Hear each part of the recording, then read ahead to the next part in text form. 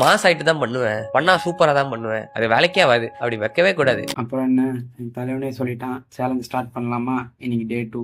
காலையிலே செம்ம டயர்டு. காலையிலே குளிச்சுட்டேன். குளித்தோடனே எங்கள் அம்மா ஒரே பாராட்டு, காலையிலே குளிச்சுட்டேன்ட்டு. அங்கே ஒரு குட் வைப்ஸு. அப்படியே நடக்கும்போது ஒரு பாட்டு ஒன்று கேட்டுச்சு, அது கேளுங்க. वेङ्कटेश प्रसीद प्रसीद प्रियं वेङ्कटेश प्रयच्छ प्रयच्छ.